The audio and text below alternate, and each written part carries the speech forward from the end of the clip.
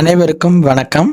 Government jobs mentor YouTube சேனலை இப்போ தான் ஃபஸ்ட் டைம் பார்க்குறீங்கன்னா நம்ம சேனலில் சப்ஸ்கிரைப் பண்ணிவிட்டு பாருங்கள். தொடர்ந்து கவர்மெண்ட் ஜாப்ஸ் அப்டேட் இந்த சேனலில் கொடுத்துட்டு வந்துட்டுருக்கோம். ரிசர்வ் பேங்க் ஆஃப் இந்தியாவில் ஆஃபீஸர்ஸ் கிரேடு பிக்கான அஃபிஷியல் நோட்டிஃபிகேஷன் அப்ளை பண்ணுறதுக்கான லிங்க்கும் இப்போ லேட்டஸ்ட்டாக ரிலீஸ் பண்ணிட்டாங்க. அதை பற்றின அறிவிப்பு இந்த வீடியோவில் பார்க்கலாம். ஆர்பிஐ ரிசர்வ் பேங்க் ஆஃப் இந்தியாவில் ஆஃபீஸர்ஸ் கிரேட் பிக்கு 120 காலி பணியிடங்கள் கொண்டு இப்போ லேட்டஸ்ட்டாக ரிலீஸ் பண்ணியிருக்காங்க.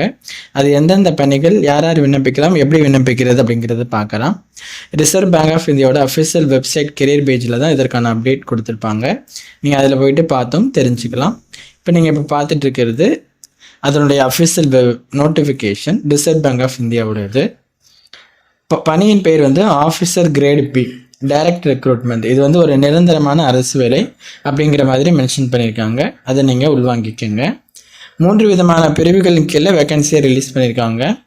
ஆஃபீஸர் கிரேட் பி ஜென்ரல் கேடரில் 83 வேக்கன்சியும், ஆஃபீஸர் இன் கிரேட் பியில் டிஇபிஆர் கேடரில் 17 வேக்கன்சியும், ஆஃபீஸர் கிரேட் பியில் டிஎஸ்ஐஎம் கேடரில் 20 வேக்கன்சி, மொத்தம் 120 வேக்கன்சி கொடுத்துருக்காங்க. ஓவராலாக பார்த்தீங்க அப்படின்னாக்கா உங்களுக்கு 120 வேக்கன்சி இருக்குது.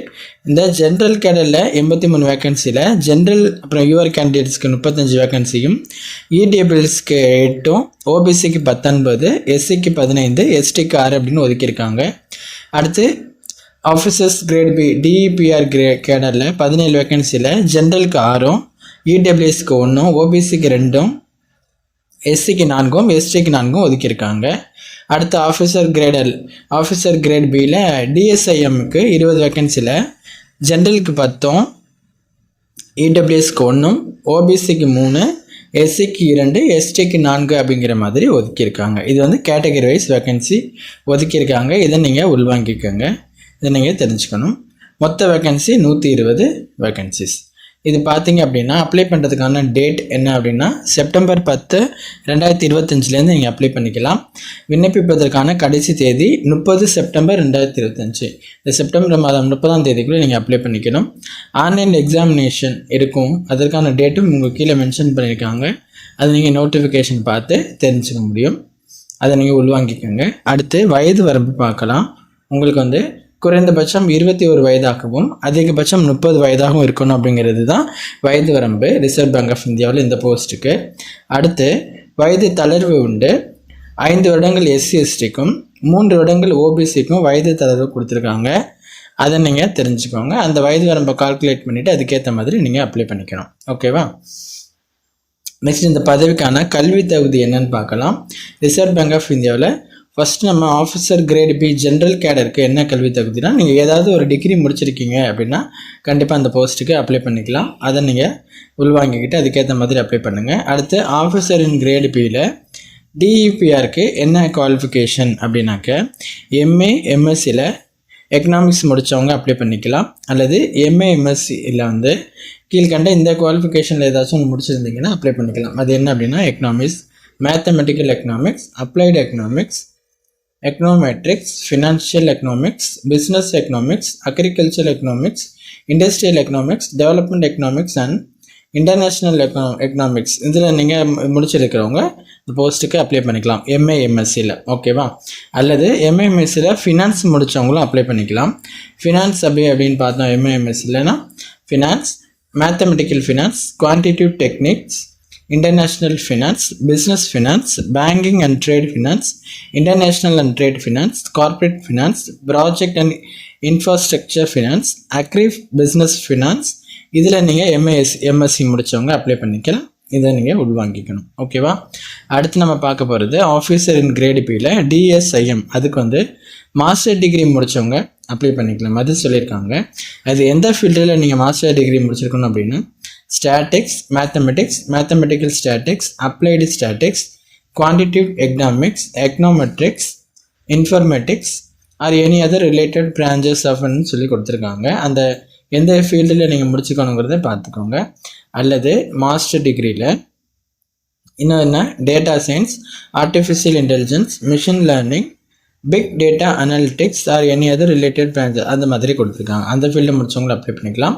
அல்லது 4 வருட பேச்சுலர் டிகிரி அப்படின்னு சொல்லக்கூடிய இன்ஜினியரிங்கில் statistics, mathematical statistics, applied statistics, quantitative economics, econometrics, informatics, data science, artificial intelligence, machine learning, big data analytics இதில் நீங்கள் 4 இயர் பேச்சுலர் டிகிரி முடித்தவங்களும் இந்த போஸ்ட்டுக்கு அப்ளை பண்ணிக்கலாம். எந்த போஸ்ட்டுக்குன்னா ஆஃபீஸர் இன் கிரேட் பியில் டிஎஸ்ஐஎம்க்கு.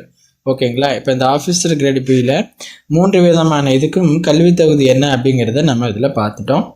அடுத்து மற்ற விவரங்கள் இதற்கானதை நம்ம பார்த்து தெரிஞ்சுக்கலாம். கரெக்டாக அந்த குவாலிஃபிகேஷனை பார்த்துட்டு அதுக்கு நீங்கள் அப்ளை பண்ணுங்கள்.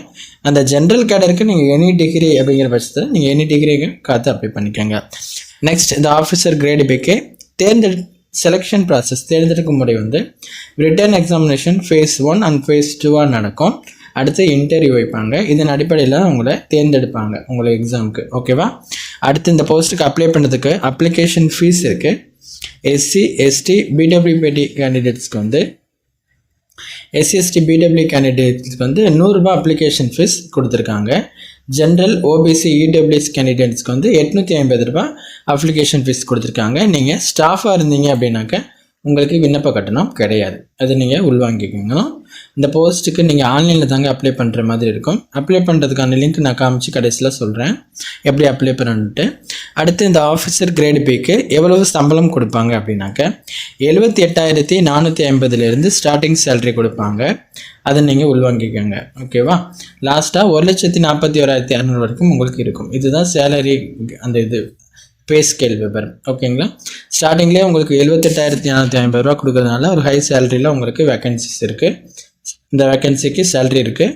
அதை நீங்கள் தெரிஞ்சுக்கோங்க. இது ஒரு விஷயமா பார்த்து அப்ளை பண்ணுங்கள். அடுத்து ரிட்டன் எக்ஸாம் இருக்குன்னு சொல்லியிருந்தோம் இல்லையா? அந்த எக்ஸாமினேஷன் சென்டர் வந்து ஆஃபீஸர் கிரேடு பிக்கு ஜென்ரல் கேடருக்கு எங்கே இருக்கும் அப்படிங்கிறது ஃபஸ்ட்டு பார்க்கலாம். எக்ஸாமினேஷன் சென்டர் தமிழ்நாட்டிலே இருக்குங்க. தமிழ்நாட்டில் சென்னை, கோயம்புத்தூர், ஈரோடு, மதுரை, விருதுநகர், சேலம், நாமக்கல், திருச்சிராப்பள்ளி, திருநெல்வேலி, தஞ்சாவூர், வேலூர், நாகர்கோவில், கன்னியாகுமரி, விழுப்புரம், கடலூர், ராமநாதபுரம் இங்கெல்லாம் உங்களுக்கு எக்ஸாமினேஷன் சென்டர் வச்சுருப்பாங்க. அடுத்து ஆஃபீஸர் கிரேட் பியில் அதில் பாருங்கள் ஃபேஸ் 2 எக்ஸாமினேஷன் சென்டர் எங்கே இருக்கும் அப்படின்னாக்க உங்களுக்கு அது சென்னையில் மட்டும்தான் தமிழ்நாட்டில் இருக்குது. அப்புறம் இன்னும் மற்ற சிட்டிஸில் கொடுத்துருக்காங்க. அது எங்கே அப்படிங்கிறத நீங்கள் பார்த்துக்கோங்க. அடுத்து ஃபேஸ் 1 கிரேட் பியில் அந்த டிபிஆருக்கும் டிஎஸ்ஐஎம்முக்கும் எங்கே இருக்கும் அப்படின்னு பார்த்தீங்க அப்படின்னா ஆல் ஓவர் இந்தியாவிலையும் எக்ஸாமினேஷன் சென்டர் இருக்கும். தமிழ்நாட்டில் சென்னையில் இருக்கும். ஓகேவா? இந்த எக்ஸாமினேஷன் சென்டரையும் தெரிஞ்சுக்கோங்க. ஜென்ரல் கேடரில் தமிழ்நாட்டில் நிறைய மாவட்டங்களில் உங்களுக்கு சென்டர் ஒதுக்கியிருக்காங்க. அதனால் நீங்கள் பெரும்பாலும் அதுக்கு அப்ளை பண்ணுறவங்க தமிழ்நாட்டில் உங்கள் மாவட்டம் அல்லது உங்களுக்கு அருகாமையில் இருக்க மாவட்டத்திலேயே எக்ஸாமினேஷன் சென்டர் இருக்குது. அதை நீங்கள் உள்வாங்கிக்கோங்க. மோஸ்ட்லி எல்லா விவரங்களும் பார்த்துட்டோம். உங்களுக்கு ஆன்லைனில் அப்ளை பண்ணுறதுக்கு அவங்க ரிசர்வ் பேங்க் ஆஃப் இந்தியாவோட அஃபிஷியல் வெப்சைட்டில் அதுக்கு கீழே உங்களுக்கு லிங்க் கொடுத்துருக்காங்க. அதுக்கு வந்தீங்க அப்படின்னா உங்களுக்கு இது மாதிரி ஒரு பேஜ் ஓப்பன் ஆகும். ஓகேவா? இதில் பார்த்தீங்க அப்படின்னா இதில் தான் நீங்கள் நியூ ரெஜிஸ்டர் இதில் நீங்கள் ரிஜிஸ்டர் பண்ணிவிட்டு அப்ளை பண்ணிக்கிற மாதிரி இருக்கும்.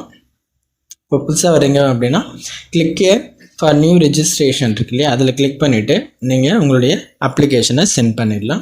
அப்ளிகேஷன் ஃபீஸும் நீங்கள் ஆன்லைனில் இந்த மாதிரி சென்ட் பண்ணிடணும். இதான் அப்ளை பண்ணுறதுக்கான லிங்க்கை நான் ஓப்பன் பண்ணி காமிச்சிருக்கேன். இதில் அப்ளை பண்ணிவிடுங்க. இந்த போஸ்ட்டுக்கு அப்ளை பண்ணுற விரும்புகிற நண்பர்கள் இந்த நோட்டிஃபிகேஷனையும் அப்ளை லிங்க்கையும் டிஸ்கிரிப்ஷனில் கொடுத்துருக்கோம். அதில் போய்ட்டு அப்ளை பண்ணுங்கள். நோட்டிஃபிகேஷனை தரவை படிங்க. சிலபஸ் உங்களுக்கு நோட்டிஃபிகேஷன் கீழேயே உங்களுக்கு அதற்கான சிலபஸ் என்ன அப்படிங்கிறது கொடுத்துருப்பாங்க. அதை பார்த்துட்டு படிக்க ஆரம்பிச்சிருங்க. வேறு எதுவும் சந்தேகம் இருக்குன்னா கீழே கமெண்ட் பண்ணுங்கள். இந்த ஆர்பிஐயில் அந்த ஆஃபீஸர் கிரேட் பிக்கு இந்த நோட்டிஃபிகேஷனை உங்கள் ஃப்ரெண்ட்ஸுக்கு ஷேர் பண்ணி அவங்களுக்கும் தெரியப்படுத்துங்க. அவங்களும் அப்ளை பண்ணட்டும். தேங்க்யூ.